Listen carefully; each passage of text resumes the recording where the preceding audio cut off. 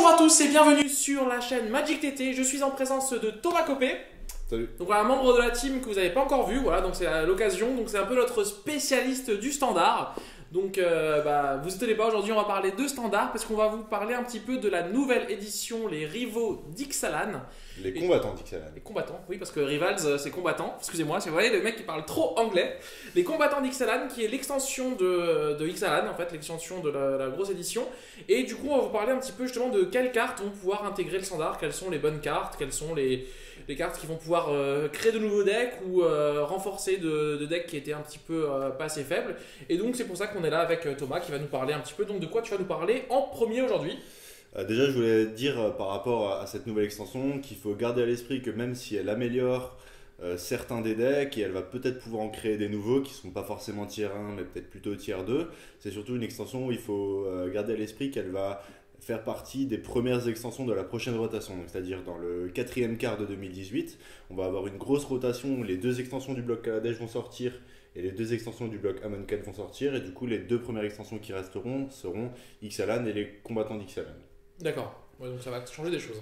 Donc effectivement, en ce moment, dans le standard, on a eu un petit peu le même problème qu'il y a eu il y a peu plus d'un an, c'est-à-dire qu'il y a 2-3 decks qui sont complètement au-dessus du format, qui polarisent à fond le format, et en gros, soit vous les jouez, soit vous jouez complètement contre, mais en dehors de ça, ça va être difficile de faire des grosses performances, surtout dans les gros tournois. Ça, en ce moment, c'est d'ailleurs Énergie qui a. C'est ça, donc c'est les decks Temur Énergie ou 4 couleurs Énergie et Sultai Énergie qui est quand même un petit peu en deçà au niveau des statistiques. Je suis un joueur de Sultai Énergie, j'aime beaucoup le deck, il est vraiment très sympa, il y a beaucoup de synergie, mais il faut admettre que par rapport à Temur Énergie, il a quand même moins de résilience, de possibilité de faire n'importe quoi à n'importe quel moment et de outvalue l'adversaire, donc de faire plus de valeur. En gros, pour l'instant, il faut jouer Énergie. Pour l'instant, c'est ça. Standard. Pour l'instant, de toute façon, je veux dire, si vous voulez faire un gros tournoi et que vous arrivez avec un deck qui n'est pas Énergie ou Ramuna Pred, donc qui est en gros Red Deck Queens, un mono red aggro semi-burn, où vous engagez tout vers la droite et vous attaquez. Exactement, voilà. Si vous jouez pas ça, de toute façon, c'est un petit peu compliqué. On a eu quelques performances, on a fait, il y avait le deck... Blanc-bleu approche, blanc-bleu cycling. Blanc-bleu cycling, blanc-bleu approche, et puis il y a le deck avec Don du dieu pharaon. Ouais, en fait, c'est un artefact qui coûte 7 et qui dit au début de votre phase de combat, vous pouvez faire revenir une copie d'une carte de cimetière en tant que jeton 4/4 qui a toutes les capacités et avec la célérité, donc on peut attaquer, faire des trucs débiles, mais le problème c'est que c'est un jeu qui joue cimetière et il y a des cartes de side qui ont commencé à naître contre ça, puis en fait les gens se sont rendus compte que c'était toujours pas aussi fort que Temur Énergie, donc ils ont arrêté. Donc Temur Énergie qui sortira, du coup, comme on parlait du bloc, qui sortira du coup en avril, là, quand on va avoir. Non, 4e quart 2018. 4e quart, pardon, donc c'est pas tout de suite. Donc pour donc l'instant, on va encore avoir. C'est pour ça qu'il y a beaucoup de gens sur internet qui tablent sur un ban d'une voire deux cartes dans le deck. Ça serait Harmonie avec l'éther, donc c'est une carte pour un vert qui donne 2 énergies qui permet de chercher un terrain de base de n'importe quelle couleur dans son deck, de le mettre dans sa main. Donc ça fait beaucoup de fixing de couleurs, ça permet d'aller chercher n'importe quel terrain de base. Et d'avoir des énergies. Et les 2 énergies qui après évidemment on capitalise là-dessus. Et le Gredin Raffineur, c'est une créature 3/2 pour un vert, un bleu, qui quand elle arrive sur le champ de bataille, vous piochez une carte et vous gagnez 2 énergies. Donc en gros, elle se replace elle-même, elle donne de l'énergie, ça permet d'activer les effets de créatures avec l'énergie. Enfin, c'est voilà. Ça, rien d'officiel, on saura lundi, je crois. Il se peut que lorsque vous allez voir cette vidéo, la banlist sera déjà sortie, puisque la banlist est le 15 janvier. Ouais, c'est ça. Donc la vidéo, si elle sort après le 15, vous saurez mieux que nous ce qui va se passer. En tout cas, là, on va essayer de voir, on va essayer de se dire que voilà, on va essayer de voir quelles sont les nouvelles cartes, malgré le fait qu'il y ait des jeux énergie qui ont l'air de polariser le format. On va essayer de voir que après que ces jeux-là soient sortis, qu'est-ce qu'il peut y avoir, et même pendant que les jeux sont là. Voilà, donc quelles sont les cartes qui vont nous intéresser. Voilà, donc dans Temur et Sultai Énergie, j'ai pas vu spécialement de cartes qui va être trop fort. Donc à voir effectivement s'il y a un ban, comment les decks vont s'ajuster. Est-ce qu'ils vont juste mettre plus de terrain de base, plus de tapelands qui se cyclent pour avoir plus de fixing de couleurs. A priori, il n'y a rien de très bon. Il y a une créature qui est le Chupacabra Vorace, qui c'est une 2/2 pour 2 et 2 noirs, et ça fait penser à l'ancien Nécratal. Ouais, ça. Qui quand elle arrive sur le champ de bataille, elle détruit une créature qu'un adversaire contrôle, sans souci de couleur, de coût converti de mana, etc. C'est ça. Le problème du Nécratal, c'était que c'était non noir. Du coup, c'était une carte qui, si vous jouez en Duel Commander, on en reparlera dans une émission, c'était assez intéressant dans les packs comme Meren ou comme le gobelin, un noir, un rouge là, Grenzo, parce qu'on Oui. pouvait les faire revenir et détruire une créature. Le souci, c'est que quand il y avait un jeu en face comme Anafenza ou autre chose, qui vont soit avoir des créatures qui vont noir-vert, noir-blanche, on pouvait pas détruire. Là, on peut détruire tout ce qu'on veut. Bon, on perd le first strike, on perd l'initiative, mais on Ouais, s'en fiche là, un peu. Hein. Genre, franchement. Non, clairement, c'est pas du tout. Là, vous avez un body de 2-2, donc ce qui est un petit peu mieux que le 2-1 du Necratal, Ça. mais bon, honnêtement, quelque chose qui met juste un pour le détruire, ça va pas être un grand souci, surtout en standard. C'est ça. Et après, voilà, je veux dire, si Almer, elle a déjà fait son taf, elle a fait tuer une créature, ça rajoute un body qui permet de faire soit claquer une carte de l'adversaire ou de faire un bloqueur en cas où. Bon. Voilà, donc cette carte éventuellement dans le Sulta Energy, quoique c'est 2 noirs, et si justement on perd le mana fixing de Harmonie avec l'éther, ça risque d'être difficile. Après, il y a 2-3 cartes de side qui arrivent, mais rien de choquant. Donc je vais parler en premier de Ramuna Pred, donc le deck mono red aggro, Burn. voilà, aggro burn. Il y a une carte qui s'appelle le Brandon Fanatique, ou en anglais Fanatical Firebrand. C'est une 1-1 célérité pour un rouge, qui, si vous l'engagez et vous le sacrifiez, il fait un dégât à une créature ciblée ou un joueur. Donc ça permet parfois d'avoir l'allonge qui manque pour tuer l'adversaire au point de vie, ou alors, éventuellement, si vous avez un choc en main qui, pour un rouge, met 2 blessures et qu'il vous faut une 3e blessure, bah, vous pouvez éventuellement le sacrifier. Le problème, c'est qu'il faut l'engager et le sacrifier, donc vous ne pouvez pas attaquer, et comme le... En gros, en fait, ça nous fait penser à ceux qui jouent depuis longtemps, Mog Fanatique, hein, Voilà, qui était je cherchais le nom. exactement. Et alors, le mot fanatique dans le terme est assez marrant parce que du coup, c'est vraiment un petit rappel de la carte qui lui, en fait, alors avait pas la célérité, C'est vrai. mais par contre, on pouvait le sacrifier sans avoir besoin de l'engager. À n'importe Donc là, quel du coup, moment. ils ont rajouté la célérité, donc du coup, c'est un meilleur tour 1 parce que du Ouais. coup, il peut attaquer directement et plus tard, on peut le sacrifier. Par contre, on peut pas faire les deux. Alors après, c'est toujours le même problème. En standard, on parle de cartes qu'on peut rajouter, mais il faudrait aussi parler des cartes qui vont partir et sortir. Alors, en tour 1, actuellement, on a le messager de Bomat. C'est un artefact 1, célérité, qui, à chaque fois qu'elle attaque, vous allez mettre la carte du dessus de votre bibliothèque exilée face cachée avec le messager. Et pour un rouge, vous le sacrifiez, vous défaussez votre main. et on pioche, Voilà. on reprend les cartes exilées en main. Donc ça, c'est quand même très fort. Donc je vois mal le Firebrand, le Brandon Fanatique Prendre la place remplacer du messager de Bomat. J'avoue. Mais il y a un autre tour 1 qui est joué, c'est le Mage Scarifiam, c'est une 1-2 pour la 1 1-2. rouge, qui à chaque fois que vous mettez des blessures non combat, vous mettez des marqueurs -1/-1 à la place. Ouais, et qui a la prouesse par contre. Ça a la prouesse, effectivement. Et c'est vrai que la prouesse, ça peut être pas mal quand on joue côté blast parce que du coup, on va pouvoir le rendre des fois 2-3 ou 3-4. Ouais, après ça arrive assez rarement de vouloir utiliser la prouesse Oui. pour pouvoir burn l'adversaire et mettre des dégâts en plus, c'est pas une vigilance du monastère. C'est ça. Par contre, effectivement, avec Azoret dans le format, une créature indestructible 5-4, le fait de pouvoir lui mettre 3 dégâts avec un blast et du coup de lui mettre 3 marqueurs -1/-1 et du coup de pouvoir la prendre, parce que si une créature arrive avec autant de marqueurs -1/-1 que son endurance, même si elle est indestructible, elle est détruite, eh ben, ça permet de se débarrasser d'Azoret. Oui. Donc voilà. À voir. Éventuellement, selon les match-ups, selon comment la méta progresse, on peut voir peut-être le Brandon Fanatique à la place de Mage Scarifiam. Exactement. J'ai également vu peut-être une aura qui est voire rouge, donc 6 red. C'est un enchant de créature pour 1 et 1 rouge. La créature enchantée gagne +2/+1 et à l'initiative. Le seul désavantage, ça dit qu'au début de votre phase de fin, si vous n'avez pas attaqué avec une créature ce tour-ci, il faut sacrifier l'enchantement. Du coup, c'est intéressant dans un deck qui veut généralement tout le temps attaquer. Le problème, c'est qu'il y a des phases où attaquer ce serait suicidaire. Et du coup, on n'a pas envie de le faire. Donc, ça nous oblige en fait à envoyer un. Ouais, mais comme, À la mort, quoi. comme tu joues des sorts comme Abraid qui fait Ouais. 3 dégâts à une créature, ou pas Putain. mal de blast, Tu es censé ouvrir la voie. ouais. Et... tu claques et Voilà. Et puis t'attaques. le fait que ça donne l'initiative, ça permet quand même d'attaquer à travers même des créatures qui. Voilà, +2/+1, c'est vraiment pas mal et c'est 2 dégâts à chaque tour. Si vous gérez un tout petit peu les bêtes de l'adversaire ou que vous arrivez à la faire passer avec une bête qui a un minimum d'évasion, ou simplement vous mettez sur Azoret, ben, soit il va être obligé de sacrifier une créature pour bloquer à chaque tour et ça laissera de la place pour d'autres créatures qui font des dégâts, soit il laisse rien faire, il prend des dégâts encore plus. Alors, du coup, la question, c'est que c'est une aura. Est-ce que ça peut être joué comme une sorte d'anti-bet sur une créature adverse? Parce que du coup, tu obliges l'adversaire à attaquer, parce que s'il Oui, n'attaque pas, il alors, perd sa créature. oui. Bon, après, l'adversaire doit sacrifier juste l'aura, il ne doit pas sacrifier la créature. Oui, ah oui, d'accord, donc c'est. Donc, je veux dire, C'est c'est pas. très mauvais play. Non, parce qu'il y a une carte qui disait que si tu fais pas une condition, c'est la créature qui meurt. Mais là, c'est Oui, juste oui. l'aura qui meurt, Oui, hein. C'est pas la créature. C'est juste l'aura qui meurt. Voilà, bon, ok. Intéressant. Après, comme dit, le même problème de toutes les auras, c'est que faut faire attention à pas se prendre un anti-bet au moment où on joue l'aura, parce que du coup, on se prend un vieux 2 pour 1, où on perd et l'aura et la créature. Ah, d'accord.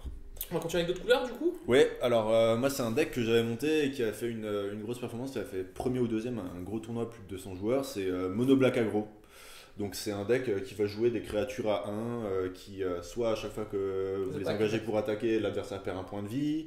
C'est des cœurs de Kiran, donc l'artefact qui était très joué dans Marre du véhicule, et Mono Noir Aggro, c'est un petit peu l'héritier de Marre du véhicule, qui joue des cartes qui font de la valeur, comme la siphonneuse de la manche étincelante, qui va te permettre de faire Arène Phyrexian si tu as 2 énergies, et qui gagne énergie à chaque fois qu'elle attaque. Oui, elle est très, très bonne. Donc même dans un deck qui ne produit pas spécialement d'énergie, ça va permettre de faire beaucoup de valeur. Et honnêtement, perdre un point de vie pour piocher une carte. On est d'accord, hein. Voilà. Non, mais je veux dire, pour ceux qui connaissent le vintage et les Nécro-Puissance, hein, qui a été une carte qui a été très très vite ban. Ah, mais Nécropotence, ça pioche pas une carte, ça pioche 19. Ouais, mais tu perds 19 points de vie. Oui, mais bon, je veux dire. Mais t'as gagné. Voilà, en général, c'est ça. Voilà. Alors du coup, pour Mono Noir Aggro, donc il y a le Chupacabra Vorace qui permet de détruire une créature avec son body, Ils qui vont en permet parler. toujours pareil de libérer la voie pour permettre à ces créatures d'attaquer. Même si on n'en mettra pas 4, hein, puisque c'est quand même 4 mana. Oui, Jeu oui. aggro, ça peut être. Il y a le Zélateur de la Légion du Crépuscule, donc ça c'est une carte dont on va beaucoup vous parler, parce que c'est une carte qui a été designée par un des professionnels du Popper. D'accord. C'est la 1-1 qui gagne plus 1 plus 0 quand elle attaque. Non, c'est pas c'est celle-ci. la 1-1 qui te fait Arène Phyrexian, piocher 1 et Oui. perdre 1 Oui. pour 1 mana et 1 mana noir. Donc en gros, en paysan, donc c'est le format qui est plus joué en France, et en Popper qui est plus joué aux Sur États-Unis. MTGO Online aussi. Ouais, sur MTGO. Et du coup, c'est une carte commune, donc c'est un format n'utilise que des communes communes, et éventuellement Voir des certaines unco pour le paysan. Et ça, c'est une carte qui va, je pense, beaucoup bouger de choses, beaucoup bouger la méta, mais on en parlera plus Mais même tard en en vidéo. standard, hein, je dirais. Et puis, c'est Oui, comme en dire, ça se rapproche d'une carte que vous connaissez tous, hein, un visionnaire elfe. Hein, je veux dire, pour 2, une 1-1 qui fait piocher 1, bah, c'est exactement le même effet, sauf qu'on perd un point de vie. Mais pas si c'est la c'est couleur du noir. noire. C'est Voilà. du noir. La couleur noire fait perdre un point de C'est du vie. noir. Mais voilà, on a une visionnaire elfe qui est du coup pas elfe, mais qui est vampire, je crois, c'est ça, hein, ou quelque chose dans le Elle est genre. vampire. Voilà, oui. elle est vampire. Elle est, je me demande si elle n'est pas même humain et vampire. Enfin, bref. Voilà, c'est possible. On a éventuellement alors j'ai pas le nom français, mais je vais vous le dire en anglais, le Sadistic Sky Marcher. Oh, ouais. C'est un vampire soldat 2-2 vol lien de vie. Mhm. Et en tant que coût supplémentaire, soit vous payez 1, soit vous révélez un vampire de votre main. Donc en fonction des différents vampires, donc la 1-2 qui attaque, qui fait perdre un point de vie, celle dont on vient de parler, le Zélateur là, et d'autres cartes qui sont assez agressifs en noir, on peut éventuellement la jouer. Ça permet en side de tempo et de gagner la course. On a déjà aussi l'Éthérien doué, qui est la 2-3 d'Estache Lifelink, Ouais, de noir. qui est très Donc bonne. en mono noir, c'est... Et comme dit, il y a la 1-1 pour 1 là, qui peut gagner plus 1 plus 0 quand elle attaque. Oui, Qui nous fait c'est ça. clairement une sorte de 2-1 pour 1 en fait au final. Hein, C'est ça. qui Et a l'air tout à après, fait en instant, on a également l'instant d'envie. C'est un instant pour 1 et 1 noir. La créature ciblée gagne -2/-2 jusqu'à la fin du tour et vous gagnez 2 points de vie. Pareil, contre Ramunapred, si Ramunapred se révèle être au-dessus, si Temur et Sultai prennent un bon coup de banhammer dans le visage, bah, ça permettrait de faire quelque chose. Et puis ça prend une créature. Hein. Bah, ça nous rappelle une carte qui a été jouée en standard qui était Farika Curse, la malédiction de Farika, Oui. qui était pour Dans 2 noirs, Terros. voilà, qui mettait 2 dégâts à une créature et on gagne 2 points de vie. Là c'est clairement, et qui était joué, on la voyait souvent jouer, et là elle est clairement mieux, puisqu'en plus c'est un incolore à noir, Ouais. et c'est -2/-2, ce qui Ouais. est encore plus fort que mettre 2 C'est dégâts, donc c'est très fort. très Et donc fort. le pirate dont tu parlais avant, c'est le Grasping Scoundrel. Désolé pour Voilà. la prononciation. C'est un pirate qui gagne +1/+0 tant qu'il attaque, et c'est une 1-1 pour 1. Donc très bon tour 1 C'est qui ça. se complète tout à fait avec les autres éventuels tours 1, et je pense même qu'il y en a un qui risque de sauter. Donc il y a Mono Black, alors, un petit Mono Mono Black aggro, aggro, ouais, j'aime beaucoup. qui est vachement orienté vampire du coup. Ouais. Et du coup, est-ce qu'on pourrait pas avoir un petit splash blanc pour. Alors voilà, c'est un des autres decks que je vois émerger, mais un deck peut-être plus token, parce qu'avec le D'accord. blanc, vous allez pouvoir faire beaucoup. On a un espèce de missionnaire sol, c'est une ancienne carte pareil. C'était une 1-1 pour un blanc qui, quand elle mourait, vous mettez un esprit 1-1. Et ben là, on en a une 2-1 pour un et un blanc qui fait le même effet. Donc c'est-à-dire quand elle meurt, vous mettez Sauf un. que la 1-1 elle est lien de vie, alors que l'autre c'était une 1-1 vol, non? C'est Ouais, je un confonds, esprit, les ouais. esprits ont le vol. Ouais, c'est ça, généralement les esprits ont le vol, on est d'accord. Mais du coup, voilà, donc on va rester dans le mono noir, mais on pourra peut-être parler du splash blanc après, parce que c'est vrai qu'il y a un lord du coup pour les vampires qui est. Justement, voilà. justement. Donc continue Donc, avec le l'abordeuse de la flotte des grands fonds, c'est un pirate pour 2 et un noir, un orc pirate, pardon. C'est une 3-3 et quand elle arrive sur le champ de bataille, vous perdez 2 points de vie à moins que vous contrôliez un autre pirate. Donc un petit peu dans la même idée qu'avant. C'est une 3-3 pour 3, c'est déjà pas mal en mono noir. Et après de perdre 2 points de vie, on s'en fout un petit peu. Hein. Est-ce que c'est assez bon du coup une 3-3 pour 3 aujourd'hui, on sait sachant qu'on sait qu'en standard on a des 2-1 pour 1, on a eu des 3-3 pour 2. Là c'est. Parce que c'est vrai que moi, tu m'aurais donné ça en 2005, je t'aurais dit c'est de la bombe quoi. Là on est en 2018, c'est vrai que la puissance des créatures a quand même vachement augmenté depuis. C'est vrai, qu'il y a un power creep assez important, mais après, je veux dire, 3 de dégâts, ça force l'adversaire à faire quelque chose. Alors pour 3, on a aussi un autre orc pirate qui. Celle qui fait Bob en fin de tour si vous avez attaqué avec une créature, donc forcément ça prendra pas son slot, mais à voir comment évolue la curve de ce deck. Je vais passer à la page du blanc sur. Du coup, on va parler du splash blanc. On va parler du splash blanc dans un deck plus vampire, tribal vampire. Là, on était sur mono noir aggro. Là, on va passer sur un plus tribal vampire. Avec des petits vampires à 1 aussi. Je crois qu'il y a des vampires à 1 slot qui sont assez aggro. Je crois en avoir vu un ou deux, je sais pas. Oui, il me semble aussi. Alors, on a une carte qui sera peut-être pas forcément jouée en standard, mais qui peut avoir son utilité dans les combos débiles, en Commander, en Legacy. C'est celui qui dit que c'est une 3-3 pour 1 et 1 blanc, un vampire chevalier qui dit qu'il ne se dégage pas pendant votre phase de dégagement, mais à chaque fois que vous gagnez des points de vie, vous dégagez. Donc du coup, il y a moyen de faire je l'engage pour gagner des points de vie, du coup je le dégage, et j'engage, et un petit enchantement qui fait... Voilà, c'est ça. Il suffit de trouver un enchantement qui fait gagner des points de vie quand on l'engage, puis... sans honte, Wizard nous a sorti un réédit de Légion Conquistador, donc exactement le même nom, la même carte. Ah oui, non, mais vraiment la même illustration. Ils ont juste changé le symbole de l'édition. C'est ça, voilà. Donc ça c'est. Donc pour ceux qui se sont dit, ils sont arrivés à 240 cartes, ils ont fait il nous en manque 5 les gars, qu'est-ce qu'on fait? Allez, on refait les mêmes. Donc le martyr de l'aube, non du crépuscule. Du crépuscule. Pardon. Donc c'est celui dont on parlait qui ressemble à Doom Traveler. On a un instant pour un blanc qui fait que la créature ciblée gagne plus de jusqu'à la fin du tour et vous gagnez 2 points de vie. Oui. Ce qui est pas immonde. Ça permet de faire de toucher un petit peu plus fort, surtout quand on a un board énorme de plein de vampires. Et si on continue en vampire, il va y avoir du coup la croisade aussi, spécial vampire. Ouais. Où on choisit. Alors c'est vraiment une couleur ou c'est un type? Celui-là, c'est un type, oui. C'est un type de créature. Voilà. Du coup on a pour 3 en gros une croisade. En gros on va choisir un type de créature et on va tout gagner +1/+1. Et si en plus on a un petit effet bonus, si on a l'ascendance, même on va pas se mentir, je suis pas sûr qu'on va l'avoir très vite. Dans un jeu token vampire, après il faut savoir que la capacité l'ascendance ou ascension. Oui, ascension, ouais, du coup. Ça dit que si vous contrôlez 10 permanents ou plus, vous gagnez la bénédiction de la ville pour le reste de la partie. Et ça trigger à n'importe quel moment où le statut d'avoir 10 permanents se vérifie. Donc c'est-à-dire que si l'enchantement, en général ça reste assez longtemps, surtout en standard, un enchantement sur le terrain, et qu'à n'importe quel moment où vous avez 10 permanents, et ben vous avez la bénédiction de la ville pour le reste de la partie. Et du coup, c'est pas que au moment où vous le castez.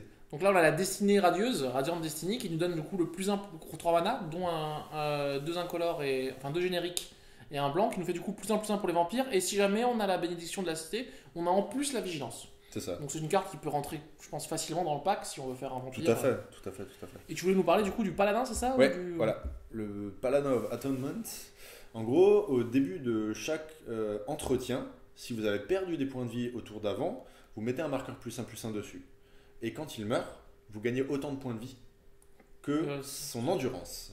D'accord. Donc dans le deck qu'on a vu avant avec des vampires qui font arène phyrexiane, des cartes qui font piocher, donc vous avez beaucoup de value mais vous perdez des points de vie, et ben là, bim, trigger. Franchement. Oui, du coup, combo avec la 1-1 quoi. Je perds 1, je pioche 1, il grossit. Ouais, Non, franchement, c'est franchement, fort. ça peut faire des choses. Et puis, il y a des enchants qui donnent le lien de vie, il y a des instants qui donnent le lien de vie. Il y a de quoi faire des trucs. Et puis, si justement, on peut voir éventuellement avec la mythique qui est le Lord dont je vais vous parler, où vous pouvez sacrifier vos cartes, donc un deck plutôt aristocrate. Si vous le sacrifiez, vous gagnez la race de points de vie, et puis c'est réglé quoi. D'accord. Ok, ouais, donc là c'est vrai que donc on aurait une sorte de blanc-noir token vampire. Ouais, voilà. Après, le deck peut aller dans une direction comme une autre. Hein. J'ai pas tous les petits vampires des anciennes extensions. Après, on va pas se mentir, hein, Wizard, depuis l'arrivée d'Ixalan, l'objectif c'est de réussir à faire Tribal. jouer Tribal les gens. Alors c'est vrai que malheureusement, avec Ixalan tout court, il n'y avait pas assez et ils ont un peu échoué parce que du coup, la capacité énergie était bien meilleure. C'est trop fort. Là, on est en train de se poser la question, est-ce qu'avec le nouvel arrivage de créatures tribales, on va finalement en avoir assez pour pouvoir créer des decks qui puissent faire rien que au moins faire un deck et après voir la question, est-ce qu'ils pourront venir titiller les cadors du format ou alors est-ce qu'il faudra attendre la rotation pour pouvoir les titiller? Ça, on n'a pas la réponse, malheureusement, il faudra des tests. Bah, le problème, c'est que Wizard ont eux-mêmes admis qu'ils n'avaient pas prévu un contre-plan à l'énergie. Oui. Parce que jouer sur l'unité, on est d'accord, ça suffit pas. Ouais, non, c'est nul. Parce que tour 3, vous avez déjà 6 énergies, c'est foutu. Donc du coup, c'est un petite erreur de design et surtout, comme ils sortent les extensions, quoi. Enfin, ils les finissent 3 ans à l'avance ou Alors ça, surtout ils avaient expliqué, j'avais un petit article, malheureusement je n'ai pas le lien, où ils expliquaient qu'en fait ils avaient fait exprès de ne pas faire de carte anti-énergie, parce qu'en fait ils avaient peur que les gens ne veuillent pas du tout jouer énergie en fait, parce qu'ils se sont dit si énergie on peut le casser aussi facilement, en fait finalement la mécanique elle marchera pas. Et du coup ils ont fait exprès à la base. Et parce qu'ils ont eu peur que du coup, écoute, tu remplis ton marqueur et tout à coup un mec il te le vide en 2 secondes et puis tu vois. Ouais, du coup, on aurait pu imaginer une carte où on peut vider la réserve d'énergie, mais il faut en contrepartie payer des points de vie par exemple. oui, bien sûr.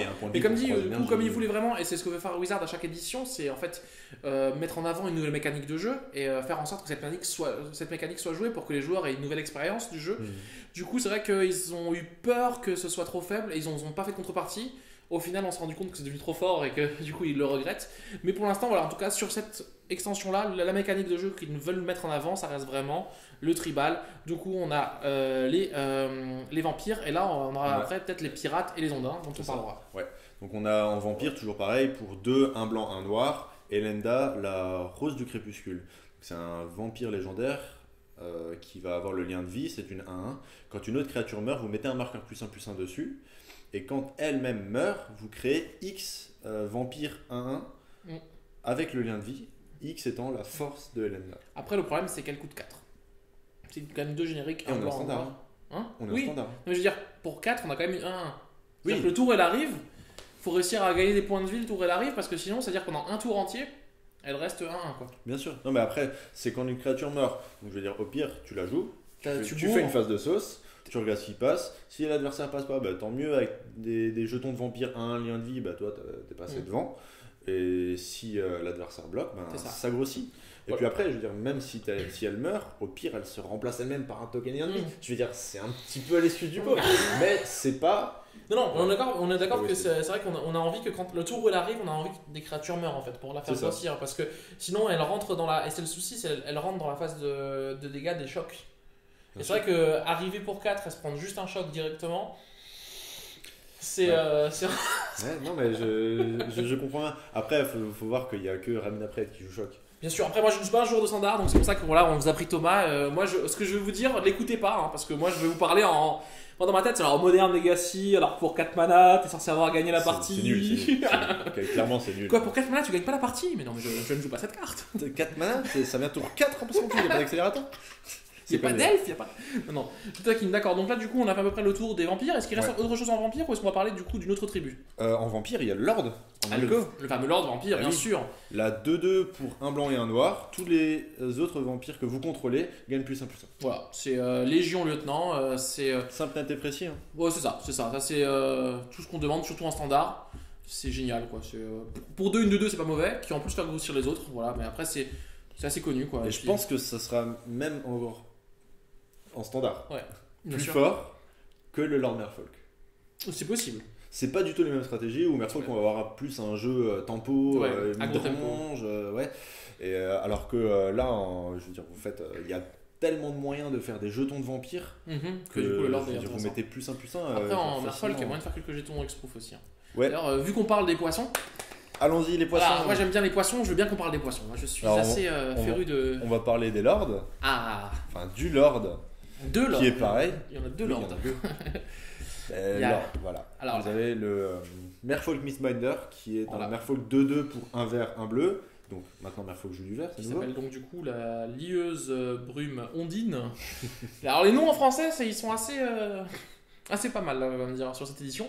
Et du coup, qui est une des seules cartes qui pourra peut-être toucher le moderne, parmi en tout cas, mais on en parlera sur une autre vidéo. Ouais. Mais en tout cas, Mais en standard, ça va être fort aussi. Hein, et je pense concrètement qu'on va avoir un très bon deck moderne qui va faire plaisir à certains de nos amateurs de poissons et qui vont peut-être même se mettre au moderne. au standard, d'ailleurs. enfin, Ouais. bah, j'ai vu le prix de Metallic Mimic, je me suis dit non. Quoi, c'est si cher que ça? C'est en train de passer à 7-8 euros là, ouais. Putain, j'ai bien fait d'en avoir 4. Comme quoi, jouer au standard, ça a des avantages. Parce que du coup, c'est vrai que pour les gens qui comme du coup les mécaniques tribales vont vraiment se mettre en avant, bah la carte Metallic Mimic qui du coup peut s'intégrer dans n'importe quel deck tribal et qui du coup dans Vampire aussi, hein, pareil, hein, je veux dire, qui va faire que tes vampires 1-1 pour 1, bah ils vont arriver 2-2, tu vois, c'est déjà pas mal, et avec un marqueur en plus. Encore plus fort dans Poisson, puisque la mécanique des jeux ondins, bah finalement, elle va tourner plus sur les marqueurs. Donc ça va encore mieux avec Metallic Mimic. Parce que quand Metallic Mimic c'est une 2-1 pour 2. Qui, quand Quand elle arrive... pour 2 incolores, c'est un artefact, c'est une créature artefact qui dit que quand elle arrive sur le champ de bataille, vous choisissez un type de créature. La mimique métallique a le type de créature donné, et en plus, chaque autre créature que vous contrôlez qui arrive sur le champ de bataille arrive sur le champ de bataille avec un marqueur plus un additionnel. Voilà. Donc, si elle arrive avec des marqueurs déjà de base, mais ça veut dire que vous n'avez même pas besoin de les caster, donc sur tous les jeux tokens, ça proc. Ouais, c'est ça. Génial. Totalement. Donc c'est pour ça que c'est une carte qui est vachement montée. Mais ouais, donc c'est sûr que là, Mistbinder, ça va être joué dans Merfolk. Et à côté de ça, on a eu la grosse mythique, la première qui a été montrée, c'est donc Kumena, ouais. le tyran d'Oraska. Voilà. Donc très belle carte au niveau dessin, en tout cas moi j'aime beaucoup. Ouais, les artworks sont vraiment beaux et je veux dire, j'aime beaucoup l'ambiance du set. Les dinosaures, on en parlera après. Moi, je suis un gros fan des dinosaures depuis que je suis tout petit. Ça parle à beaucoup de monde. Je suis un Le c'est set notre enfance. n'est pas aussi fort que les dinos sont. Ah, c'est ça. Du coup, ici, on a pour. Alors, je peux me permettre d'en parler, celle-là, parce que c'est un Merfolk et je pense que c'est la seule carte sur laquelle je pourrais parler un peu. Un incolore, un vert, un bleu, une 2-4. Ça prend Bon. pas Bolt. Ça prend pas Bolt. Et là, À Braid. ça prend pas à Braid, pardon. Mais Bolt non plus. Et donc, du coup, on a un Lord qui est un peu. Pas un Lord qui va gonfler les autres créatures, mais qui va faire des effets. Et ces effets-là, il y en a 3. Le premier, c'est on tape une autre créature et notre Lord a l'imbloquable. Un autre Merfolk. Hein, voilà, on prend un autre ondin et lui il a l'imbloquable. On tape 3 ondins, on pioche une carte. On tape 5 ondins. Tous les ondins qu'on a gagnent un marqueur +1/+1. Donc c'est quand même pas mal. Le seul souci qu'il y a, c'est que ça a l'air un petit peu anti-synergique avec le côté agro-tempo. Donc du coup, ça nous oblige. Alors c'est super bien dans des match-ups où ça va être un peu plus, on va se regarder. Du coup, sur certaines phases d'attaque, quand on sent que c'est un peu dangereux, on se dit j'attends, je vais pouvoir piocher fin de tour, je vais pouvoir faire grossir. Donc franchement, c'est une carte qui va être de plus en plus forte, plus la partie dure. Le problème, c'est que dans une version, et c'est vrai que, en tout cas dans les premiers tests, dans les premières versions que j'ai cru voir un petit peu d'Ondin, ça a l'air d'être un jeu qui va beaucoup plus s'axer sur je te bourre que sur je vais attendre, piocher un, faire du CA, faire grossir. Avec le Londin que tu as testé là qui explore, donc c'est-à-dire qui arrive 3-2 la plupart du temps, avec des cartes qui se. Encore un nouveau Lord qui donne +1/+1 et les cartes qui donnent traverser des îles. Il y a Expert Douille d'Argent d'ailleurs pour ceux qui est une réédition. Donc voilà, on peut en parler, ça va être clairement joué pour une 2-1 qui peut être lancé seulement ou en payant 3 génériques de plus, 3 incolores de plus, ou alors en montrant un ondin de sa main. On a une 2-1 qui fait piocher 1 quand elle arrive sur le champ de bataille. Donc ça c'est déjà très fort. Il y a une très belle carte Game Day, je crois. Oui, qui est en full art, très jolie de ça. Propre. Et du coup la question qu'on se dit, c'est entre les 4 experts douille d'argent, entre les 4 Brunchwalkers qu'il faut explorer, entre les autres qui font double explore. Tu veux pas garder ça pour la vidéo du moderne? Oui, non, je veux dire, la question que je veux dire, c'est est-ce que Kumena, du coup, en standard, est vraiment intéressante, cette capacité de piocher en plus, puisque finalement, entre la pioche et l'explore. En standard, effectivement, vous n'allez pas toujours vouloir bourrer comme un salopard. Justement, avec des ondins qui se gonflent même, ça va peut-être vous permettre d'avoir quelques bloqueurs, surtout dans les match-ups aggro agro value comme les énergies, on revient encore là-dessus, bah, ça va vous permettre de bloquer avec des créatures qui sont de plus en plus fortes, plus la partie dure, donc de plus en plus bloquées, et en fin de tour, value. C'est ça. Ce qu'on peut faire, je bloque, après avoir bloqué, vu que bloqué donc il ne peut pas s'engager, je les engage pour piocher. Donc c'est une carte qu'on peut voir, mais après à mon avis je pense pas que ça dépasse le x2 dans un deck. Parce que de toute façon en plus c'est les légendaires. De toute façon, c'est le problème des cartes légendaires, clairement. Et je ensuite... me fais avoir tout le temps là-dessus. Mais... T'en poses 2 sur le champ de bataille? Ouais, ça m'est déjà arrivé. Mais tu sais, quand t'es un peu comme ça, tu sais. Oh purée, attends, j'en ai déjà une sur le terrain, ça a l'air vachement fort d'en poser une deuxième. D'accord. On peut continuer du coup avec d'autres ondins, vu qu'on est sur les ondins. Et il y a un ondin qui me hype pas mal, qui est la double bleu, explore, justement. vert. Qui est du coup un générique de vert. Et qui me fait penser énormément du coup à cette créature énergie dont tu parlais, qui fait piocher 1 quand elle arrive. C'est très très fort parce qu'en plus ça te permet de filtrer, c'est-à-dire que si c'est un terrain, tu le mets dans ta main. Si c'est une carte que tu veux pas, tu la mets à la poubelle. C'est ça. Fini. Du coup, alors on va juste retrouver le nom parce que du coup, moi le standard, vous savez, et les noms, c'est Jade quelque chose. Et ça coûte du coup, voilà, Jade Light Ranger, donc Ranger la lumière de Jade, qui est du coup une 2-1 pour 3 et qui fait que quand elle arrive sur le champ de bataille, elle double explore. Elle explore et puis elle re-explore. C'est-à-dire qu'en gros, si, imaginons, prenons un cas, si au-dessus on a 2 terrains, on pioche 2. Donc pour 3, on a fait une 2-1 qui pioche 2. Si on a... Enfin, une 2-1 s'il n'y a pas ces poteaux à côté. Oui, bien sûr. Si on a un terrain et un non-terrain, on a pioché 1, une 3-2, et ensuite, si la carte nous intéresse ou pas, on peut la mettre au cimetière, on peut épurer notre bibliothèque de ce qu'on veut. Si on a 2 cartes non-terrain au-dessus, on fait une... Pour 3, on fait quand même une 4-3, et qui nous permet de continuer à bien sculpter notre jeu. Du coup, ça paraît fort, et c'est vrai que moi je me mettais un peu en rapport, on parlait du ban de cette carte qui est 3-2 qui fait énergie. J'ai l'impression que ça peut... Enfin, je veux dire, pour 3, on peut avoir une 3-2 qui nous a fait piocher 1 en fait. C'est à peu près le même genre de choses qui nous a fait aussi... Voilà. Après, il n'y a pas le problème de l'énergie qui se rajoute sur les autres. Sûr. Parce qu'après, il faut bien voir que l'énergie, dans la méta actuelle, ça permet de mettre un marqueur +1/+1 sur le lion aux défenses de sabre. Bien sûr. C'est vraiment très très fort. Non, bien je sûr. veux dire, cette carte, dans le vide, quand on vous l'explique comme ça, que vous lisez le texte, vous dites ouais, c'est pas mal. Mettez-le à côté d'un Merfolk, un autre Merfolk, un Merfolk qui rend imbloquable, des marqueurs +1/+1 en plus sur elle. Je veux dire, ça devient très très Mais moi, la question que je me pose, c'est est-ce que c'est pas même jouable autrement que dans Merfolk? Parce que la créature, même rien qu'en elle-même, tout à fait, oui, bien sûr. rien qu'en elle-même est bonne en fait. C'est fort. C'est ça. Mais avec ses potes, c'est encore plus fort. C'est encore plus fort. C'est vrai que là, après, en Merfolk, voilà, on a aussi donc le porteuse de jade. Porteuse de jade, Bearer, voilà, qui est du coup une créature qu'on n'a pas envie de mettre tour 1. C'est assez triste parce que du coup, c'est un 1 pour 1. Mais quand elle arrive, on doit mettre. Tu fais harmonie avec les terres, de toute façon. Pardon, c'est vrai. Qui fait une 1 pour 1 quand il y a une autre créature qui arrive. Un autre ondin arrive sur le champ de bataille. Non, quand il arrive sur le champ de bataille, on met un +1/+1 sur un autre ondin. Ouais. Du coup, le problème, c'est le mot autre. C'est-à-dire que s'il n'y avait pas le mot autre, ce serait super fort. Et je vous avoue que ce serait joué en moderne aussi, parce que du coup, on aurait une de 2 pour 1. Du coup, voilà. Et après, on a l'élite des racines profondes, Deep Root. Deep Root Elite.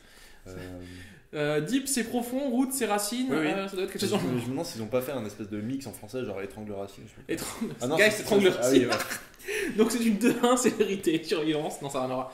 Donc, c'est malheureusement le champion de la paroisse en version Shroud 2. Non, c'est pour 2 une 1-1 qui fait qu'à chaque fois qu'un autre ondin arrive sur le champ de bataille, on met un marqueur +1/+1 sur elle-même. Pas sur celle qui vient d'arriver, sur cette carte-là. Non, sur n'importe quelle autre créature, sur n'importe quel ondin. Le problème, c'est qu'elle ne trigger pas. Donc, c'est-à-dire qu'en fait, on commence à trigger à partir du moment où on met un autre ondin. Alors, l'avantage par rapport au champion de la paroisse, c'est que du coup, on va pouvoir mettre des marqueurs où on veut. Le problème, c'est qu'on a pour 2 une 1-1. C'est juste ça. Après, en standard, ça va quand même être fort parce qu'on va quand même, dans un jeu ondin, on risque d'avoir entre 24 et 30 ondins. On va pas se mentir. Clairement. Du coup, à chaque fois qu'on va mettre un autre ondin, on va mettre des marqueurs qu'on va pouvoir mettre ou sur une créature qu'on trouve trop faible ou sur une créature grosse pour continuer à la faire passer à travers des gros blocs. Ouais. Du coup, ça va se faire jouer, à mon avis, en standard. En tout cas, je le pense en x4, sans trop me tromper, contrairement à l'autre ondin qui était sorti avant, qui gagnait des marqueurs +1/+1 que quand on joue des sorts non créatures. Il y a des synergies avec genre les créatures avec les marqueurs +1/+1 ne peuvent pas être bloquées. Il y en a pas un comme ça dans Ixalan. Je crois que j'ai joué dans Magic Arena. Il y a cette carte dans Ixalan et du coup oui, mais ça coûte 4. Alors c'est un ondin pour 4 et une 2-2 qui fait que les créatures avec des marqueurs +1/+1 ne peuvent pas être bloquées. Ouais, mais ça dépend, comme dit, si tu joues plus un, Oui, bien plus sûr. un, après, ça peut être un finisher. Hein. Je veux dire, Alors, clairement, s'il y a des bloqueurs en face, Alors ça permet de faire une super transition parce que du coup le problème de cette créature qui est sortie en Ixalan pour 4, une 2-2 qui fait que les créatures imbloquables, les créatures avec des marqueurs +1/+1 sont imbloquables, il y a pour le même coup de mana exactement 2 bleus et 2 incolores, maintenant une 2-3 qui fait qu'à chaque fois qu'une de tes créatures touche l'adversaire, tu pioches 1. Et du coup, ça, est-ce qu'on veut rendre imbloquable ou est-ce qu'on veut piocher 1 C'est à ça va voir. dépendre de la présence de Kumena ou pas. Ouais, c'est ça. Donc cette carte-là en bleu qui s'appelle... Parce que après, dans un jeu de tempo, je te coupe en cherchant la carte. Dans un jeu tempo, effectivement. Non, c'est pas ça. Non, c'est pas ça. Dans un jeu tempo, le fait de faire toi-même grossir tes créatures au fur et à mesure en mettant des marqueurs de plus en Bien plus sûr. ou en mettant des lords de plus en plus, finalement tu swings pour l'étal et puis je veux dire en attendant tu pioches. Mm. Et voilà, pour ce que je connais du moderne, en général ce qui met dans l'espace Merfolk c'est piège-pont. Je veux dire, si tu as envie de chercher ton Naturalize ou un truc comme ça, Alors là, du coup, la carte dont je vous parlais, c'est l'oracle des fonds marins, je pense que ça doit être ça, Ouais, ça doit être Flore. Et du coup, qui est une 2-3 pour 4 qui fait qu'à chaque fois qu'un ondin que tu contrôles inflige des blessures à un joueur, tu pioches une carte. Ça nous fait penser à l'époque en standard qui était joué au bidon de Tassa. Voilà. Tout à fait. Sauf que là, c'est un bidon de Tassa Sauf que c'est sur un body, pattes. voilà. Qui C'est du un coup body. peut profiter des effets des autres ondins, gagner des C'est ça, plus simples. Après, c'est un drop à 4, c'est toujours la même question. Est-ce qu'on va avoir beaucoup de créatures ACCM de 4 dans les jeux ondins? À voir. L'autre problème de la carte, c'est que en standard, c'est 2 bleus.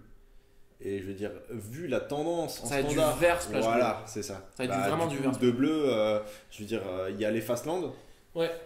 c'est tout. Et non, il y a les. Non, Il y a, oui, Land Tribo, c'est vrai. Oui. Terranulus. Ouais, bon, après, je veux Et dire, ça, tu en joues on 4, peut hein, jouer centre des terres qui permet de faire de mana fixing et de l'incolore en attendant d'avoir besoin de Non, mana mais fixing. entre déjà le Terranulus, Fastland. les Fastland et. Après, t'as les landes qui arrivent engagées, mais bon, les Ouais, engagées, non, c'est tu pas. veux- tu veux Mais pas ça, jouer ça te fait déjà non. 8 bilans. Non, Si d'accord. tu rajoutes 2 Etherhubs, ça t'en fait 10. C'est Non, faisable. c'est vrai. Bien sûr, non, je dis pas que c'est infaisable. Voilà. C'est Ah juste que dans un deck avec une curve qui va avoir tendance à être très basse et que en plus, je veux dire, les terrains, tu vas pas en mettre 24 non plus. Bien sûr, Dans non, mais après, voilà, on va jouer, c'est des cartes qui vont être jouées dans Ondin. On a d'autres slots d'Ondin qui sont assez agressifs. Là, 1-1, imbloquable pour 1, qui va peut-être être joué aussi. Pourquoi? Simplement parce que c'est un slot à 1. Ouais, qui est juste là. en dessous. Voilà, juste là. Juste remonte. Voilà, encore. Là. Ah oui, tout à fait. Voilà. Donc Mistcloaked Herald, donc, qui est une créature qui existe depuis des décennies dans Ondin, hein, mais juste qui est pour 1-1 bloquable. Quand on joue des lords, quand on joue des trucs qui permettent de mettre des marqueurs dessus, Bien sûr. c'est fort. Le problème, c'est qu'en moderne, on a le 6 clem et l'ondin qui doit traverser des îles. Ouais, non, c'est ça. Non, mais Voilà. en moderne, on n'a pas besoin de créatures imbloquables pour 1-1. Je voulais juste revenir encore sur cette carte tant qu'on était dans le Bien vert. sûr, C'est affronter l'inconnu, il me semble. bien sûr.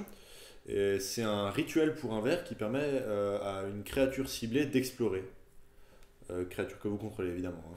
Donc toujours pareil, la même mécanique, vous révélez la carte du dessus de votre bibliothèque. Si c'est un land, vous la piochez. Si ce n'est pas un land, vous pouvez décider de soit la remettre sur le dessus de votre bibliothèque, soit la mettre dans votre cimetière et de mettre un marqueur +1/+1 sur la créature qui explore. Et ça permet de jouer un tour additionnel ce tour-ci. Non, pardon. Ah. Franchement, Terrain ce serait oui, moi c'est bon. best carte ever. En vert Color paille complètement Pour cassé. 1 mana, tu joues un tour sup. Non, de x4, x4 moderne legacy, où Autant tu pour veux. moi. Tour 1, Death Rat Un tour Shaman. Tour additionnel. 2, tour sup. Death Rat Shaman devient 2-3. Un terrain additionnel ce Pour tour-ci. ceux qui connaissent un peu le moderne, ça fait penser à la carte Explorer, qui permet de piocher 1 et ensuite de jouer un land additionnel ce tour-ci. Le seul souci qu'avec cette carte-là, c'est qu'on a besoin d'avoir une cible valide. Voilà, C'est-à-dire c'est ça. qu'il y a marqué target creature. C'est-à-dire qu'on peut pas. Parce que des fois on se dirait si on pouvait juste la jouer pour dire bon, moi je peux jouer un land additionnel ce tour-ci, enfin j'explore et je joue mon land. Mais si on n'a pas une créature qu'on peut cibler, le spell est incastable. Alors, c'est éventuellement jouable dans un deck dino. Dans un archétype dino, ça me permet de faire la transition vers dinosaure. Vous avez vu comment on l'a prévu cette vidéo Où effectivement, si vous avez joué tour 1 ou tour 2, les manadors qui se gonflent si vous contrôlez un autre dino, ou la 0-3 pour un blanc qui permet faire diminuer le coût de vos dinosaures de 1. Donc du coup, tour 1, vous jouez ça. Tour 2, vous le faites explorer. Donc ça vous permet de jouer des terrains supplémentaires parce qu'on est tour 2, vous n'avez pas encore eu le temps de cracher tous les terrains de votre main. Et clairement, dans un deck dino qui se veut ramp et des gros tons, bah, ça a envie de jouer des terrains en plus et de pouvoir faire plus de temps. Alors ce qui existe pour l'instant en standard, c'est un deck 4 couleurs ramp ou Témur ramp pour pouvoir jouer des gros dinos. Donc en gros, ça ramp en essayant de survivre, en détruisant 2-3 créatures. Et puis à la fin, ça vous jette un gros ton au visage et vous n'avez pas compris quoi. Oui, bien sûr, des grosses 6-6 incontrables défense tétanique, comme ça. 7-6. 7-6, piétinement. Pardon. Alors figure-toi que dans ce deck-là, c'est même pas tellement joué ça en fait. Ok, d'accord. Alors le deck 4 couleurs ramp essaye de gagner avec approche du second au soleil également. Parce que évidemment, c'est très dino tout ça. Ouais, non mais il y a différents. Comme dit, c'est des decks tier 3 qui n'ont pas fait de grosses performances. Bien sûr. J'en ai rencontré dans les tournois, mais bon, c'est des tournois 15, 20, 30 joueurs maximum. Donc c'est pas du tout représentatif de la méta. Après, ça plaît aux gens. Donc clairement, est-ce que Wizard va réussir à amener cet archétype au sommet avec cette extension? Il y a quelques bons ajouts qu'on va essayer de voir ensemble. Mais clairement, pour moi, ça va pas devenir tout de suite un tier 1. On verra après la rotation. Pas à cause de la force intrinsèque du deck, mais à cause de la force des autres decks qui sont autour. Bien sûr. Après, je dois vous avouer que j'étais impressionné par la capacité de ramper de ces decks. C'est sûr. Pour du standard. Parce que bon. C'est pas Valakut, hein. C'est pour 4 G9 mana. Alors, on va parler des gros tons et des dinosaures légendaires. Voilà, donc maintenant on passe au dino. Pour les gens qui ont aimé Jurassic Park, c'est votre moment, soyez attentifs. Alors, le dino légendaire blanc, qui s'appelle Zadalpa, le ciel quelque chose. C'est ça qui coûte 3 génériques de blanc, c'est ça, non? C'est pas celui-là? Coûte 5 ou c'est un autre? C'est celui qui coûte 6 génériques de blanc, mec. Ah, 6 génériques de blanc. Donc on parle de 8 mana, là c'est un domaine on qui parle de 8 dépasse. mana, donc je vais te laisser vraiment parler. C'est l'aube primordiale, Zetalpa. Donc c'est une 4-8, vol, double strike, vigilance, piétinement et indestructible. Donc clairement, si vous avez peur que ça meure sur Abrade Shock, vous êtes à l'abri, c'est indestructible. Non mais on parle de finisher, je veux dire une créature vol, double initiative, vigilance, piétinement. Vous avez quasiment tous les mots-clés d'éveil, il manque quoi Skulk, furtivité peut-être. Il manque Exproof dessus. Ouais, mais. Histoire de pas se prendre. C'est exactement le. Histoire de pas se prendre l'anti-bête pour un qui exile. Non, mais ça a 4 de force. Je veux dire, si contre Dino, quand ça sort, tu as déjà 3 points de vie, je sais pas où tu les as pris les points de vie. C'est que t'as trop pioché avec la 1 qui fait piocher 1 et il perd 1. Non, alors voilà, c'est exactement le reproche que je vais faire avec cette carte. C'est clair qu'on la voit, l'illustration elle est magnifique, on a peur. C'est clair que ça tape très vite, ça tape très fort. Et quand en plus il y a beaucoup de spells de Dino où vous allez pouvoir les booster. Ça va faire très mal, mais il y a un anti-bet dans le format qui coûte 4 et qui dit exiler la créature ciblée, vous gagnez 2 points de vie, mépris de Vraska pour 2 et 2 noirs. Donc c'est un anti-bet qui est joué dans tous les jeux noirs et forcément dans les jeux dino vous allez vouloir les rentrer parce que vous avez le temps de mettre vos 4 mana quand l'adversaire en a 8. Clairement. Et puis je veux dire vous faites ça, l'adversaire il a rampé, il a donné tout ce qu'il a pu, il met ça, exilé. On va pas se mentir, tu viens de passer 5 tours à préparer enfin ton gros dino. Parce que clairement si tu tapes tes 8 mana, t'es content, le mec il fait pour 4, au revoir. Bon, tu te sens un peu triste quand même, non? Carte de Timmy. Je veux dire, c'est voilà. Bien sûr. Pour les gens qui aiment jouer les gros dinos bien sûr. En casual, voilà. Voilà, c'est très bien. Et l'autre à côté, est-ce qu'il fait quelque chose? L'autre, alors c'est une 5-5 pour 3 et 2 blancs, donc pour 5, avec la capacité Enrage. Comment on dit ça en français? Enragé. Ouais. Non, en gros, à chaque fois qu'il subit des dégâts, vous pouvez exiler une créature qu'un adversaire contrôle jusqu'à ce que lui-même quitte le champ de bataille. Donc en gros, ça fait Oblivion du bannissement. Prêtresse du bannissement, Oblivion Ring. Mais à chaque fois que lui subit des blessures. Il faut savoir que dans ces 2 extensions, il y a pas mal de spells qui vous permettent de mettre une blessure à toutes les créatures, une blessure à toutes les créatures qui n'ont pas le vol, dont une carte qui permet de faire un petit combo que je vous montrerai après. Des créatures des sorts qui dit ça fait une blessure, elle a qui va sévérité, vous piochez une carte pour un rouge. Donc là ça commence à faire pas mal de value. Donc pour 5, 6, un rouge de blanc, tu as une 5 qui prend un dégât célérité, qui exile une créature adversaire, tu pioches une carte. Après tu peux faire choc. T'en exiles 3. Ouais, je suis pas sûr que tu joues choc dans le deck comme ça. Il y a pas de slot, t'as déjà Non, tellement je rigole, de pouvoir je en rigole. fait. Mais, Ouais, même tour 5 avec un ramp. Oui, puis même l'adversaire a même pas envie de la bloquer en fait. Bah oui, clairement. Et je veux dire, ça met une cloque à 4 tours. Hein. Bien sûr. Si Totalement. t'as encore rien subi avant. Du coup, l'autre gros dino légendaire dont je voulais vous parler, c'est Galta, la fin primordiale. Donc, c'est le gros dino vert. Ah, ok. Pour 12. Oui, pour 10 et 2 verts. C'est une 12-12 piétinement qui réduit son coût de mana du total de force des créatures que vous contrôlez. Donc du coup, il y a un petit combo qu'il est possible de faire en tour 3 pour le jouer en standard. Jouer une créature à 12 en standard, c'est faisable. Normal. Grâce à la créature de Kaladesh qui, au début de votre phase de combat, si vous contrôlez un autre artefact, il gagne +2/+1 jusqu'à la fin du tour. Donc du coup, si vous en jouez, il me semble, il suffit d'en jouer 2 et comment ça s'appelle, l'espèce de catapulte qui se pilote pour 3. D'accord. Parce que le fait de la piloter avec une créature qui devient 3-1, ça ne diminue pas la force totale de vos créatures, au contraire, ça augmente. Donc vous passez à 3 + 3 + 5, ça fait 11. Ouais. Donc du coup, vous pouvez la jouer. Voilà. Donc c'est faisable. Pour 2 vers une 12-12, piétinement. Grâce à un alignement des astres. Voilà. Un peu plus près des étoiles. Mais après, une 12-12 trample. Attendez de voir la vidéo sur le moderne, hein. Attendez de voir la vidéo sur le moderne. Hein. Trailer. Non, mais c'est sûr. Après, j'avais cru voir aussi un dino pour 9. Il est pas bien celui-là. Lequel En Aya, vert, blanc, rouge. Oui, bon, carte de team. Non, mais le combo dont je voulais vous parler, c'est un combo de 2 cartes qui ne fait pas instant feed, mais qui fait des sérieuses pressions, qui va donner des cauchemars à vos adversaires. En fait, c'est un combo entre une carte rouge qui coûte 3 mana génériques et un rouge. C'est un humain soldat qui a 1-3. Et quand il arrive sur le champ de bataille, vous pouvez chercher dans votre bibliothèque une carte de dinosaure, la mettre dans votre main, la mettre au-dessus de votre bibliothèque. Et à chaque fois qu'un dinosaure arrive sur le champ de bataille, sous votre contrôle, vous pouvez faire que donc, cet humain 1-3 inflige un dégât à chaque créature. Donc lui aussi. Lui-même aussi. Donc ça va être la limite du combo.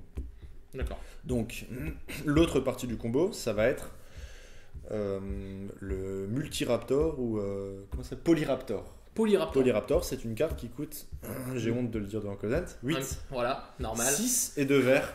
C'est une 5-5 qui a la capacité enragée. En fait, quand elle subit des dégâts, vous créez un jeton qui est la copie de lui-même. Donc c'est-à-dire que la première arrive, vous pouvez faire trigger le Forerunner of the Empire, faire un dégât à tout le monde. Donc lui prend un dégât, le Polyraptor prend un dégât, vous en avez un deuxième qui arrive. Le deuxième arrive, vous pouvez faire trigger le premier, d'accord, un dégât, et en fait ça fait blou, blou, blou, blou. Et ça me pensait à... exponentiel, quoi, du coup. Comment ça s'appelle ? Il n'y avait pas une plante dans Ravnica qui faisait la même chose, à chaque fois qu'elle subit des dégâts, c'était une 0-2 c'est pour possible. 5. Phytohydre, merci Tim. Merci la WoF. Et du coup, mais alors du coup, tu es en train de me dire que pour la modique somme de 11 mana, on peut faire 12 mana. Du coup, on peut faire combien de 5-5 ? 16. 16-5-5. Et ça ne tue pas sur le tour. Et ça ne tue pas sur le tour. Non, mais c'est moi. Jouer standard, les gens, jouer standard. Ils sont aigris. Ils ont dépensé trop d'argent en standard. Ils sont aigris. Donc du coup, tu fais 16-5-5. Bon, tu fais 16-5-5. J'avoue. Je vais dire, à part aménagement des décombres, si tu es assez intelligent, que tu sais que tu joues contre blanc, que tu attaques avec les 16 en même temps, tu vas pouvoir chercher 16 terrains de base dans ta bibliothèque. Ça rampe, on voulait que ça rampe. Mais du coup, tu peux en acheter qu'avec 8 pour bait le premier. Pardon ? Tu t'attaques qu'avec 8. Ouais, c'est ça. Et du coup, tu gardes des 8 autres. Ouais. Et le tour d'après, il t'en refait un deuxième. Non, ok. Voilà. C'est assez sympa. Après, s'il y a moyen de combo avec une carte qui dit qu'à chaque fois qu'une créature arrive sur le champ de bataille, vous mettez un dégât à l'adversaire. Bien sûr. Voilà. Et puis, ça reste reste amusant. Voilà. Puis ça reste des jeux rampes, hein, on va pas se mentir. C'est Comme des dit, jeux... gardez à l'esprit tout ce qu'on dit maintenant. Les cartes, on vous les présente dans la méta actuelle. Pensez à après la rotation. Je veux dire, c'est des cartes où maintenant ça peut paraître complètement aberrant. Et dans 8 mois, ça sera le deck à battre. J'avais oublié le petit Merfolk. Vas-y, tu peux en parler. Non, j'en parle à Swift Warden. Donc c'est un petit Merfolk qui est intéressant, j'en parle juste, j'avais oublié avant. Qui est du coup pour 3 une 3-3 flash, qui quand il arrive sur une bataille, il donne Exproof à un autre Merfolk. Enfin, un Merfolk tout court, hein, c'est ça. Non, que vous comprez. Donc lui-même, il peut se le faire. Donc c'est assez sympa parce qu'il a ce petit côté, je sais pas si ça va être joué, mais il a ce petit côté flash. Du coup, même après une Vrasse, même après un truc, en réponse à un anti-bet, ça peut être une carte que j'aurais plus en side, hein, on va pas se mentir, en main deck. Mais voilà, la capacité flash plus c'est toujours intéressant Après, avec un Dolly 3-3. comme dit, de garder des Merfolk d'étape et pour dire fin de tour, je fais ça en flash, je tape mes Merfolk, je pioche une carte et j'ai donné X-Proof à ma Kumena pour voilà. Je veux dire, ça reste. C'est clair que quand on compare avant la carte que je parlais avant, le pirate 3-3 pour 3, bah ça c'est 10 000 fois plus fort. C'est ça. D'ailleurs, ils ont sorti un autre qui est une 1-3 pour 3, je crois, qui crée un deuxième body. Non, une 2-2 pour 3 qui fait un Merfolk 1-1 X-Proof aussi, je crois. Oui. Donc ça peut être sympa. Là, c'est la mode des Merfolk X-Proof. Voilà, on a deux créatures pour 3, ça fait 2 body, quoi. C'est pas trop mauvais. Mais voilà. Donc, est-ce que dans les dinosaures, il reste des choses intéressantes ou est-ce qu'on passe directement aux pirates? Celle-là est pas mal. C'est le Trashing Brontodon. Alors, contrairement à son nom, ce n'est pas un déchet. C'est pour 1 et 2 verts. Vous avez une 3-4 qui, pour 1 et vous le sacrifiez, vous détruisez l'artefact ou l'enchantement ciblé. D'accord. Donc, pas forcément en main, mais en side. Bah, au pire, ça reste un bon body, on va pas se mentir. On parlait oui, que 3-4, ouais, bien tu sûr. disais qu'une 3-3 pour 3 c'est fort. Là, pour 3, on a une 3-4 qui a un effet. Ouais, c'est clair que c'est fort. Mais je veux dire, effectivement, dans un deck très axé ramp avec des gros tons, bah ça c'est un petit peu entre les deux. C'est-à-dire que si tu as joué tour 3, bah t'as pas joué ton sort de ramp tour 3. Ouais, ça peut peut-être plus une carte de side. Après, c'est une carte qui peut rentrer dans autre chose que dinosaure parce que ça permet d'être anti-enchance tout en étant un body, quoi. Ouais, voilà. Un peu c'est aller, on va dire, plus ou moins l'équivalent standard du Sage du Reboisement. Sage du Reboisement, c'est ça. Parce que c'est pour le même nombre de mana. Sauf qu'on a une 3-4. Bon, après, elle est obligée de se sacrifier pour pouvoir. Ouais, mais bon, après, c'est toujours pareil. Elle arrive sur le champ de bataille. Si on voit que l'adversaire joue justement dans le tempo, une carte qui va. Un enchantement, un artefact qui va nous embêter. Bien sûr. C'est toujours la bonne. On va parler rapidement des. Ah non, celle-là est la dernière pour les dinos. Une 5-5 pour 3. Mais franchement, c'est quoi ça? Asusa. Avec l'ascension, donc pareil, si vous contrôlez 10 permanents, vous avez la bénédiction de la ville pour les restants de la partie. Vous pouvez jouer un terrain additionnel à chaque tour, et pas un tour additionnel à chaque terrain. Et cette créature ne peut ni attaquer ni bloquer, à moins que vous n'ayez la bénédiction de la ville. Donc c'est une carte, effectivement, si vous allez la jouer à tour 3, vous n'allez pas avoir la bénédiction de la ville, mais vous pouvez jouer un land supplémentaire. Et dans une stratégie ramp, ça s'intègre très bien. On est toujours content d'avoir... le but c'est de ramp, hein. Le but c'est de jouer dans un jeu. Alors ça oblige à jouer un jeu qui va jouer quand même pas mal de terrain, hein. On va pas se mentir. Je vois pas ça en dessous de 24-25 terrains. Bien sûr. Mais en plus dans le sens où là... tu peux jouer 27. Hein. Voilà, c'est ça. Je pense qu'on en irait plus sur 26-27. Du coup, ça nous permet de ramper. Et au final, quand on a officiellement ramper en late game, ça peut être une 5-5. Voilà, c'est assez intéressant. On va passer aux pirates rapidement. Alors, pour l'instant, la seule version qui était plus ou moins jouable de pirate, c'était une version juste UB. Un petit peu à la manière de Ferry, c'est-à-dire des créatures volantes avec encore la carte de l'âge de la dévastation, la 3-1 flash vol pour 3 et qu'on peut cycle pour 2. Voilà, l'obstructionniste agile. C'est ça. Donc ça, c'était une version que j'avais jouée à une FNM et j'avais fait des bons résultats. J'avais pris des decks énergie sur ce deck. En fait, ça met des tout petites créatures. On a l'impression que c'est des mouches parce que ça tape à 1 à 2. Vous avez tellement de tempo derrière, à la manière un petit peu d'un jeu Merfolk, que vous contrez, vous bouncez, vous exilez, vous renvoyez pour refaire des triggers d'arrivée sur le champ de bataille. On a la pirate qui fait une espèce de duresse sur l'adversaire. C'est vraiment pas mal. Et là, il y a 2-3 cartes qui peuvent renforcer l'arrivée du rouge dans ce deck-là. Parce qu'à la base, pirate, c'est Grixis. Donc on se rappelle du général tribal qui s'appelait Admiral Beckett Hardies, qui fait pas mal d'effets sympathiques pour les pirates. Et là, il y a un pirate, c'est une 2-2 pour 4, il me semble, 2, un rouge, un noir, donc couleur Rakdos, qui dit que tous les pirates attaquants gagnent plus de plus 0. Donc effectivement, tour 4, quand ça arrive, ça fait pas game. Mais par contre, ça va forcer un adversaire soit à la gérer, soit il va continuer à prendre des grosses patates à 3 par des créatures avec le vol. Et ça fait assez mal. Donc ça, j'aime beaucoup. Ça permettra de jouer UB splash rouge. C'est clair que ce ne sera pas Rakdos splash bleu, je pense pas. Mais... Après, il y a des petits pirates qui peuvent être sympas. J'avais vu une 2-1 vol pour 2 là. On y arrive. Mais ça, Curiosity. Voilà, Obsession curiosité, en fait c'est un aura pour un bleu. La créature enchantée gagne +1/+1 et à chaque fois qu'elle touche l'adversaire, vous piochez une carte. Donc ça synergise très bien avec les petites créatures qui ont le vol et qui tapent pour 1. Sauf que cette fois-ci vous tapez pour 2. Je veux dire, ça a l'air assez fort. Et j'avais vu même Léonard jouer pardon, une version Azorius. Où en fait à la place du noir il jouait du blanc et il jouait la 2-3 vol vigilance et lien de vie pour 3. Et du coup, je veux dire là ça commence à faire 3, +3/-3 avec le lien de vie.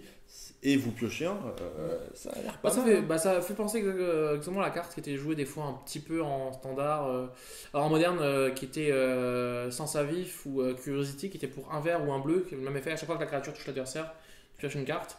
L'avantage ici, c'est qu'on a un petit +1/+1 en plus. Par contre, le contre-coup, c'est qu'on est obligé d'attaquer avec une créature dans le tour. Sinon, vous sacrifiez l'aura, donc à la manière de l'autre rouge.